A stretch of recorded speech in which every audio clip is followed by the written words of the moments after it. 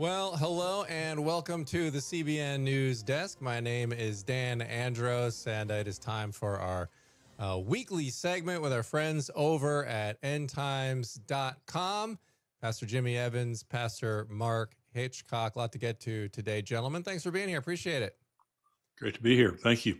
Yeah, and let's. Thanks for having us again. Yeah, Mark, happy to have you guys. All right, so we got a lot to get to, and I definitely want to talk about a whole bunch of things. We've got Trump in Saudi Arabia. We've got some comments that the administration officials have made towards about Israel that have kind of some people scratching their heads a little bit. They're not sure what to make of it. So we're going to get into all of that. But I wanted to start because Israel sort of recently has ramped up their efforts in Gaza. And so what we're looking at here is how do we relate this to the end times? How do we relate, how do we see what's going on related to the end times? All these things are kind of connected. So Pastor Mark, why don't we start with you here, because you wrote about this over at endtimes.com. So tell me what you're seeing with what Israel's doing right now and then connecting that to the Bible.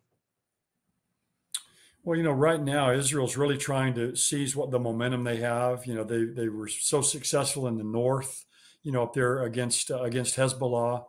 They're trying to seize on that momentum in Gaza and really just basically take over the Gaza Strip. That 25-mile long strip of land there along the Mediterranean coast. They've responded back to the Houthis down in Yemen who've come against them. They've greatly weakened Iran. So I think they see a lot of momentum right now, and that they're calling up thousands of reservists to basically go in and I think just root out Hamas once and for all and basically take over Gaza. Now, that's causing consternation. We'll talk a little bit later about President Trump. He's over there in the Middle East right now, and this Gaza war is really the major sticking point right now in a lot of progress on the peace front that President Trump wants to bring about. But Prime Minister Netanyahu seems like he's wanting to just take this full throttle to eliminate the Hamas threat once and for all. And there's an interesting prophecy back in a book of the Bible called Zephaniah. This a book that a lot of people may not even know is in the Bible. Probably most Christians have never read it. Zephaniah was a prophet. He was a great-great-grandson of King Hezekiah. So he was of royalty. He's writing right before the Babylonian captivity. And it's a book of judgment. Really, the word day of the Lord, the idea of a time of judgment of God is used more times in this book than any other book in the Old Testament. So he talks about the day of the Lord, this past day of the Lord when judgment comes against the nations around Israel and upon Judah, but also about the future, the ultimate day of the Lord, the tribulation period. And there's a fascinating prophecy in chapter 2, beginning in verse 4, where Zephaniah says, "For Gaza will be abandoned, and Ashkelon a desolation. Ashdod will be driven out at noon, and Ekron will be uprooted. Woe to the inhabitants of the seacoast." Now, he mentions 4 of the 5 cities of the Philistines back in that day, but he mentions Gaza here as one of these places. It's going to be abandoned. And then he goes on down and he talks about how the children of Israel, the people of God, are going to come in and they're going to take this land over, and they're going to live there, and they're going to pasture their flocks there. And so that looks like what Israel's trying to do right now. They're trying to drive Gaza out of the Hamas out of that area of Gaza, and they're going to come in and basically take it over. Now, I think this prophecy was fulfilled back in Babylonian captivity. The Babylonians came and ran out the Philistines, destroyed them and all, but there's parts of this prophecy that aren't fulfilled, because down in chapter 2, verse 7, he says, "The coast will be for the remnant of the house of Judah. They will pasture on it. In the houses of Ashkelon, they will lie down at evening, for the Lord their God will care for them and restore their fortune." And that's not happened in the past. So you have these past events or past days of the Lord, or times when God comes in judgment. And those are previews and precursors of what God is going to do in the future. So I believe what happened in the past with the Babylonian captivity, that was kind of a preview of what God is going to ultimately do in the day of the Lord. And you see this, what's happening over there today. Israel basically is going to leave Gaza abandoned. They're going to run them out of there, the Palestinians and Hamas, and they're going to take that over. And so it's a real interesting, real interesting reference here to this passage, I think, that was written long, long ago. So, these past days of the Lord have happened. The ultimate day of the Lord is coming. And that could have been a preview of something that we see happening right now before our eyes. Yeah, it's very interesting because Israel's they've essentially been backed into a corner with this decision, because for years since Hamas took over in whatever that was, 2005, 2006, and they won the elections then, Israel wasn't out there trying to destroy them. They only would respond when Hamas would be firing rockets into Israel. And then now this, after October 7th, they kind of have had to decide here. All right, well, what do we do? Because clearly this isn't going away. And so when you look at the situation that's before them, they've just kind of made this decision. I think we need to just obliterate this place and, get rid of all these terrorists. And that is interesting, because that has been different from what we've seen over the last, 15 or 20 years. Pastor Evans, what's your response to all this? Well, it was 2005 under the George W. Bush administration that we forced the United Nations, the United States forced Israel out of the Gaza Strip. It was a very lucrative area, agricultural area, for Israel. And we forced them out of their billions of dollars, in revenue was lost, plus just lucrative area there on the Mediterranean. But the deal was called a land for peace deal. And the whole deal was predicated on the lie that if Israel would give up land, they would get peace. Well, so Fatah and Hamas were at odds with one another. Hamas won, and they took over in 2006. The Gaza Strip and turned it into a war zone. The absolute opposite of what was promised is what was delivered. And so now what we see post October 7th especially, and that is the only answer is to destroy Hamas and drive them out of there. That's the only answer. And there is a massive humanitarian problem, and that is you have to do something with the women and children and the innocents over there. And it's even hard to find out who's innocent, Yeah. But you have a massive humanitarian problem there. You have to kill every Hamas soldier. There's no other answer.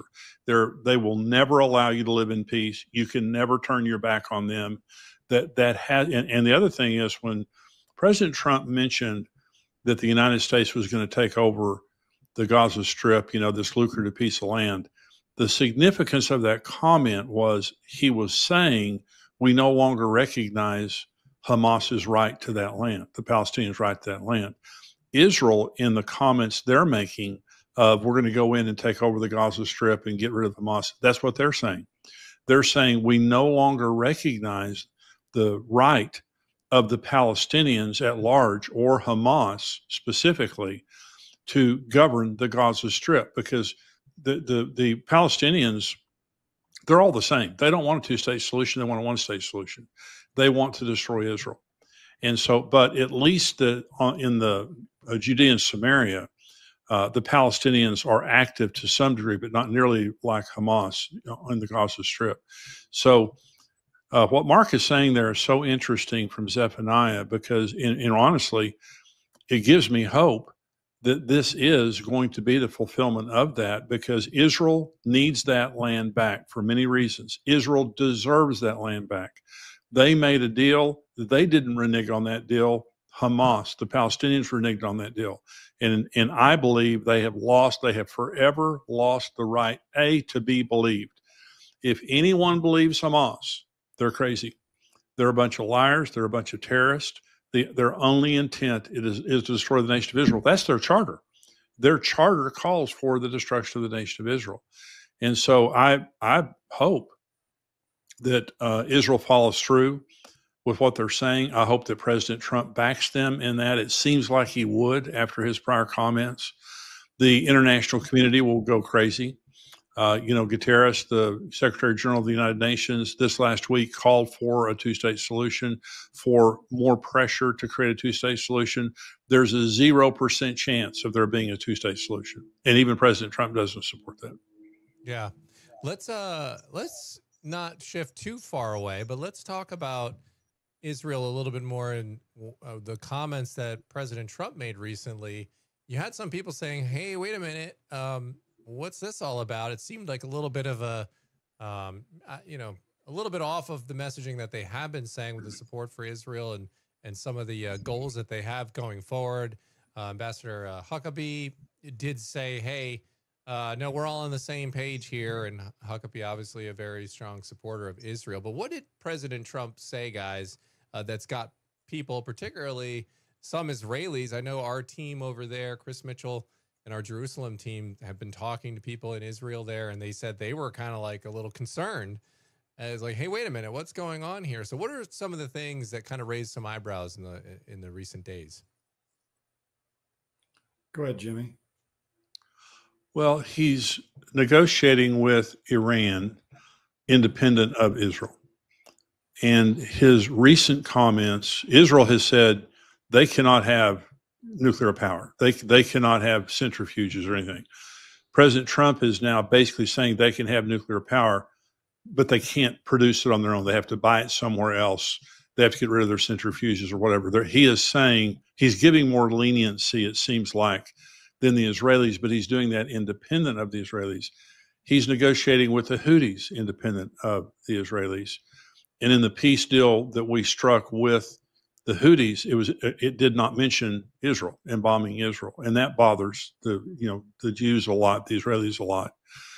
He's now negotiating with the Saudis, and the Saudis will not do a normalization of relations with Israel without a two-state solution. And so, but President Trump, independent of Israel, is over there. And I'm not in any way implying that President Trump does not support Israel. He absolutely does.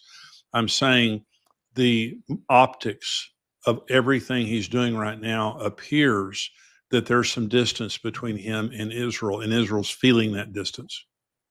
Yeah, super interesting. Pastor Mark, did you see anything else? Well, I think President Trump, right, he's trying to walk this tightrope. He wants peace over there, and he's trying to, get Israel to, have some kind of a long ceasefire with Gaza, because what he wants the normalization of relations between Israel and Saudi Arabia. He's called that the deal of the century. I mean, he just said in a speech today, "This is my fervent wish, that this will happen." And so he's trying to walk this tightrope, I think, of trying to, appease Saudi Arabia a bit. It's just interesting. Just today, again, while he's over there in the Middle East, he announced that we're removing sanctions from Syria to allow that nation to get back on its feet. They've obviously been through over a 10-year civil war over there, with Assad's finally been ousted. So he's doing that. That's kind of another carrot, I think, for Saudi Arabia. He's also, there's been talk that they're going to allow Saudi Arabia to have a civil nuclear program. Obviously, if Iran has one, then Saudi Arabia wants one. Now, the fear over there always is that there's going to be some kind of a Middle East nuclear arms race. That's the last thing you want. Yeah. But before, it was always tied to the idea that if Saudi Arabia would normalize relations with Israel, then they could have a civil nuclear program. But now President Trump's kind of decoupled those two things and said, we may go ahead and just let you have a civil nuclear program, without you normalizing relations with Israel. Of course, the whole backstory to that is that's what his ultimate end is to get the Abraham Accords, to expand these. And, that's prophetically significant in a great way, because the event that begins the coming 7-year tribulation period is a coming ruler that I think will rise out of a reunited Roman Empire, he's going to broker a peace deal between Israel and her neighbors. And I don't think President Trump's the Antichrist. We've talked about that many times before. Yeah. But what we're seeing with with the expanding of this peace agreement is something that could be the foundation of the platform for something that will be seized upon by a future leader to bring peace there. So this is a very significant thing that's happening. So I think what President Trump's trying to do here is he's trying to do all that he can with Saudi Arabia and these other nations that are really key to having peace in that part of the world. I don't think he's turned his back on Israel in any way. I just think he's trying to do some other things at the same time, trying to ultimately help Israel, I think, to get these normalization of relations with Saudi Arabia. But, in the short term, there's some compromises he's going to ask them to make. He wants to have an extensive ceasefire in Gaza right now. Well, that's the same time that, Netanyahu is trying to go in there and finish the job. So he's kind of trying playing both sides a little bit here right now, and it's going to be interesting how it works out. I mean, President Trump is an incredible deal maker, and we'll see if he's able to, to kind of put all this together and pull it all off. Yeah, and I think the press had sort of underplayed, shocker, but when in Trump's first term, when he did get the Abraham Accords, I mean, it was really remarkable. I mean, you talk about something where you're bringing people to the table that were not coming to the table before, like Saudi Arabia, and willing to, for the first time in a long time, I think you kind of had some hope that, oh, wait a minute, maybe there's actually a different path here than this region could take. So that was in the first administration, like you just alluded to there, Pastor Mark, that he's trying to build on that now. And he certainly does seem to be capable of bringing people to the table and kind of speaking frankly with them, right? Instead of just platitudes and the normal policy positions that are just kind of, rote and sort of typical that they're used to hearing. I think he probably speaks in a little bit different of a way that's much more blunt and frank and just laying it out there. And maybe it seems to be having an effect. But what do you make, Pastor Evans, about this Saudi Arabia trip and all the stuff that Mark just addressed there? Well, the thing I would say about President Trump is he's an incredible deal maker. I think that he does not completely understand the nature of Islam. And let me point to Erdogan in Turkey. He was, a couple of weeks ago, he made some comments about Erdogan. Yeah, he's a great friend of mine, great guy, this and that. Erdogan is rabidly anti-Israel. He has called for their destruction. He has called Netanyahu Hitler. He has threatened to declare war and invade them, so on and so forth. And so Islam is and not all of Islam, not every Islamic nation, certainly not every Muslim person, but you take Iran, you take Turkey, you take some of those countries like that, they are rabidly anti-Israel and they want their destruction, and they've called for that. So when you're negotiating with Iran, and let me just say concerning Iran, they'll lie. All they're trying to do is buy one day at a time. They're not going to dismantle their nuclear program. They are vowed, they believe that Allah has called them to destroy the nation of Israel. This is a holy war. This is a holy cause to them. These are not sane people. These are very evil people. And so this is North Korea's playbook. North Korea's playbook is pretend, lie, drag it out, get a nuclear weapon. And in my opinion, that's exactly what they're doing. If they do make a deal, they'll break the deal. What I'm looking for any day now is they'll get right to the end of the negotiations and walk away. This is what they do. They're masters at it. And so I just don't know that President Trump completely comprehends the level of evil that he's up against. Israel does. Israel lives with it every day. And even related to Hamas, President Trump was negotiating with Hamas, independent of Israel. And again, they still have hostages. They still have Israeli hostages. And just the fact that they have hostages tells you the nature of these people. It's unbelievable to me that they killed 1,200, take 251 hostage.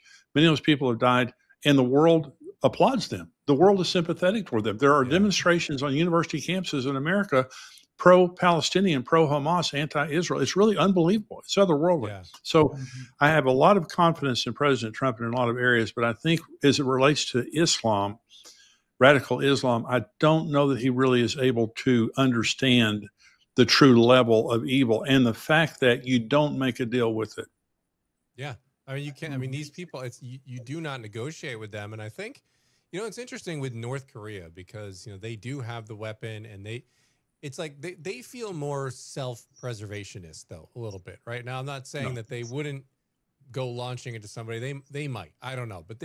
But to your point about this being a holy war, Iran, I don't think they care, right? Like, I don't think there's a mutually assured destruction with them. I think that they would view this as like a badge of honor in their faith if they were to die trying to take out Israel, right? This would be like some kind of martyrdom thing for them. So to your point, that is, as a negotiator and a business guy, like it's difficult to comprehend that because on a business deal, the other business person has a self-interest. They have a self-interest of, well, I want to get a good deal for myself, and you have leverage points and things of that nature.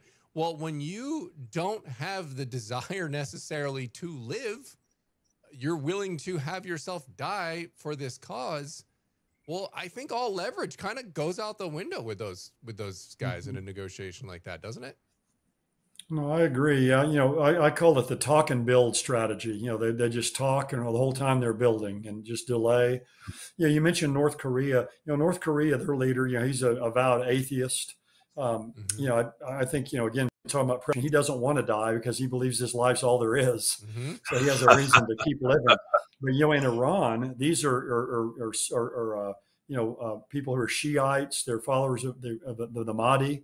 They believe that if they create a situation of chaos and destruction in the world, especially with Israel, that they're putting out the welcome mat for their Mahdi. So Yeah. they have a reason to do this. Again, you look at North Korea; they have a reason to stay on this earth because this is all there is to them. But with the leadership in Iran, to them, it's a holy war. I think Joel Rosenberg said it well. This is very graphic. He says, and again, not all Iranians, but talking about the regime, they're the mullah Right. regime. Yes. He Important calls it distinction, yeah. an apocalyptic genocidal death cult. That's And right. that's very descriptive. They're apocalyptic. They're going to put out the welcome out for the Mahdi. They're genocidal. They want to wipe out Israel, the little Satan, America, the big Satan, and it's about death. It's death to Israel. It's death to America. And that's, I think, President Trump over there too right now, I think he's trying to get Saudi Arabia, away from Iran and trying to get them kind of in our corner a little bit as well to further alienate Iran, because the leader over there, MBS, the leader of Saudi Arabia, he tries to maintain a good relationship with Iran because they have a lot of drones, and Saudi Arabia has all that oil infrastructure that they don't want to get hit. So they're kind of caught in between there as well. But I think President Trump's over there right now trying to really secure $1 trillion of investment from Saudi Arabia right now. They're going to be one of the leaders in AI in the world. There's all kinds of things out there about that now. They're wealthy. They want to be the leader of AI, as Saudi Arabia does. So trying to capitalize on a lot of these things. But there's a lot of subplots underneath all of this as well that I think are taking place. And again, we'll see how it all ultimately pans out. But it's all of these things that are happening to me are prophetically significant. I mean, the whole focus of the world's on the Middle East. It's all about this peace process. You've got Saudi Arabia that I think is mentioned in Ezekiel 38 as aligned with the West when Russia and Iran and Turkey come against Israel. So there's a whole lot of prophetic significance to these things that are happening really right before our eyes right now that we're watching on TV. Yeah. Pastor Evans, what are you seeing with the Saudi Arabians and how this all fits in, as Pastor Mark was just saying there, and what their motivations are right now, and what are you seeing happening with them?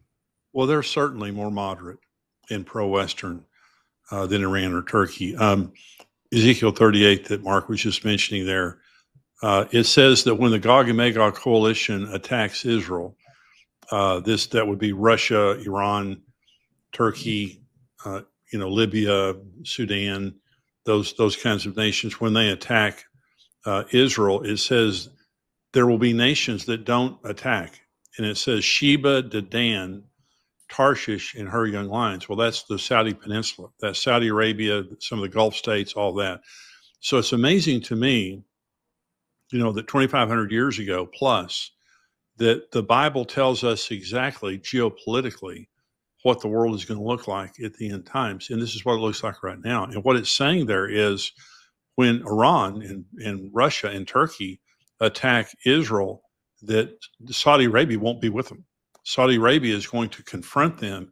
And what they're going to say is, why are you doing this? Are you coming down for booty and plunder? And again, 10 or 20 years ago, people would say, what on earth, what a nutty scripture. What does Israel have that Russia would want? And what does Israel have that all these other nations would want? What's interesting, it says that when the Gog and Magog coalition attacks, they do so for booty and plunder and to take back the waste places that were once uninhabited. In other words, they want the treasures of Israel, but they want the land. Well, in my opinion, Russia wants the natural gas off the coast of the Mediterranean coast, trillions of cubic feet of natural gas that are worth an absolute fortune. That's what their motive would be. But the motive of the Muslims is to get the land back, to take Israel back. And so, but geopolitically, that's what the world looks like right now. And so I do believe that President Trump or someone's going to be successful at separating Iran and Saudi Arabia and that ultimately Saudi Arabia is more pro-Western, they're more moderate, but they're also more money hungry. You know, Iran, I think the money is there to fuel their mission. Okay.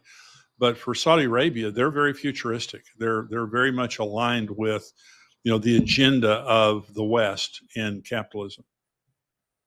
Yeah, they got a lot of pet tigers and stuff to feed over there, and those Saudi princes in their castles and whatnot. Hey, I'm sorry, that's all I see on the internet whenever I see a Saudi prince. Is they've got some tiger running around their property, so they're living quite a wild life over there. But gentlemen, we covered a lot of ground here. If you're just joining us, we appreciate you being here. We did talk a little bit. I know the title says Gaza. We kind of covered that at the beginning and the Gaza prophecy there. So if you missed that, just wait till the video is over. You can kind of go back to the beginning and see Pastor Mark explain all that. Gentlemen, final thoughts before we go here? Anybody, any other things you want to hit that we didn't get to? Go ahead, Mark. Well, you know, this trip that President Trump's on right now is an economic trip. You know, it's not really, it's not political. Now, obviously, everything's political ultimately, but it's economic. You know, Elon Musk is over there, the heads of Amazon. I mean, you know, he's full in with Saudi Arabia, with, you know, their sovereign wealth funds, with all they have. One of the key things in all of this, I'll just have to touch on this, but you know, they have a Vision 2030 over there in Saudi Arabia that they have for, you know, 1.3 trillion and all their infrastructure. They want to become the focus of the world for technology, for AI, for all of that. Think about all that Saudi wealth devoted to AI, well, and all that the U.S. is spending on AI, and all that China is going to be spending. It's exponential what AI is going to do. And to me, this is an incredible sign, because how long can God allow that to go on? All that will happen with AI, but before Christ returns. I think it's a very, very important sign of the times in which we find ourselves. Well, there are 16 million Jews in the world, approximately. There are 8 billion people on Earth. Now think about the tiny fraction of the world's population Israel represents. But just as the Bible predicted, they're at the very center of the world's attention. They're hated by the world. Anti-Semitism is off the charts. And just like right now, geopolitically, everything revolves around Israel and policies related to Israel. So I just think we're seeing Bible prophecy come true, and everything is very, very significant right now that's happening. All right. Well, I appreciate you gentlemen stopping by as you do regularly to break this all down. It's very, very interesting to look at the things that are happening, because I mean, it's fire hose, the news, right? I mean, there are so many updates happening, so it's good to stop and pause and kind of marinate on some of the things we're seeing here and how it could relate to Scripture. And you guys do that better than anybody over at endtimes.com. Make sure you're checking out their website there and getting all their content that they're delivering. This is just a slice of it here that we're able to cover in our time, but you can see all that at endtimes.com. Pastor Evans, Pastor Hitchcock, thanks so much again for popping by. Appreciate it. Enjoyed it. Thank you. All right. And thank all of you for stopping by here again. If you missed our talk about Gaza, again, wait till we're wrapping up here in just a minute, and then you can go check that out at the beginning. Make sure you're getting over to cbnnews.com. You're going to get Christian perspective on the news. You're just not getting that anywhere else from a news network. My name's Dan Andros. Appreciate you all being here. And last plug, if you haven't yet, subscribe to the Quick Start podcast. You can find it on cbnnews.com. You can look on Apple Podcasts, Quick Start Podcast. We are breaking down, again, news from a Christian perspective every morning, about 20 minutes or so, the top stories of the day from a Christian perspective. Hope to see you there with us. So, all right. Enjoy the rest of your day. God bless. Thanks so much for being here with us. Take care.